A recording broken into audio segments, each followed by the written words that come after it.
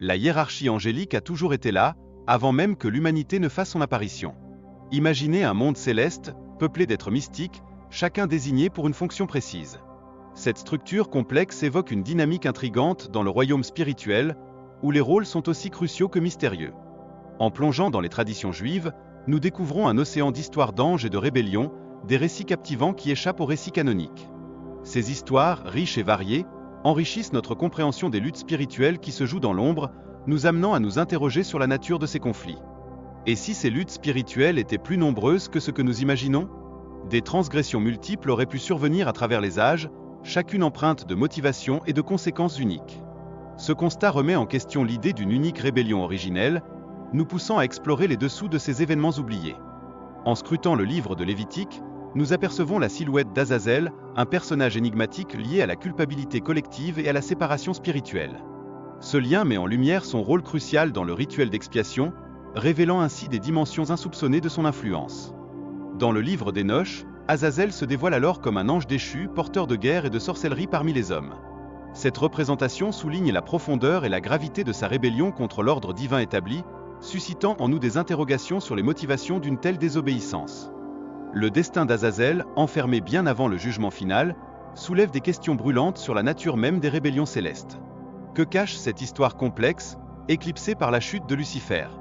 Elle s'étend bien au-delà, révélant des strates de conflits que nous n'avons pas encore explorées. Les anges déchus, guidés par Shemia, descendent sur terre, motivés par un désir de plaisirs interdits. Ce choix audacieux provoque une rupture dévastatrice dans l'ordre créé, entraînant avec lui des conséquences que nous commençons à peine à comprendre.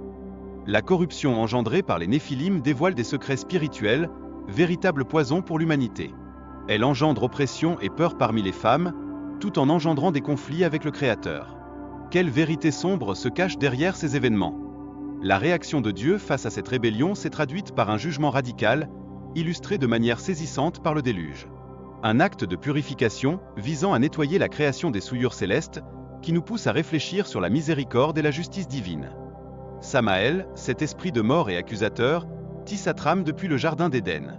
Son rôle unique d'adversaire influence subtilement le cours des événements, nous laissant nous interroger. Jusqu'où va son pouvoir sur l'humanité? Au sein des traditions juives, Samaël est perçu comme un ange haut placé, doté d'un accès privilégié à la présence divine. Cette dualité le positionne à la fois comme exécuteur de jugement et instrument de tentation, rendant son influence d'autant plus troublante. À travers plusieurs écrits juifs, Samaël est intimement lié à la mort, récoltant les âmes avec une délicatesse manipulatrice.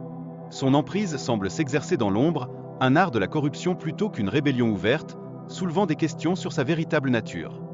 La rébellion de Samaël n'est pas un affrontement frontal, mais une corruption silencieuse et insidieuse qui perdure jusqu'à aujourd'hui. Cela nous interpelle. Quel est le véritable caractère de sa présence, et quel impact a-t-elle sur nos vies? Le silence régnant entre la création et les révélations prophétiques souligne l'absence de réponse claire sur l'origine du mal. Ce vide mystérieux crée une atmosphère intrigante autour des rébellions célestes, où chaque ombre pourrait cacher un secret. Les révélations sur la chute de Lucifer et de Samaël émergent lentement, portées par des métaphores présentes dans les Écritures. Ce processus illustre comment notre compréhension spirituelle évolue au fil du temps, comme une lumière qui perce l'obscurité progressivement. L'importance de ce silence entre les écrits révèle que certaines vérités cachées exigent une exploration spirituelle approfondie. Cela nous invite à méditer sur les mystères qui ne se dévoilent pas au premier abord, nous poussant vers une quête de compréhension. La guerre céleste décrite dans l'Apocalypse nous plonge dans des luttes spirituelles révélatrices. Elle illustre que le mal a des racines qui s'étendent bien au-delà de la création de l'homme, suggérant une histoire infiniment plus vaste.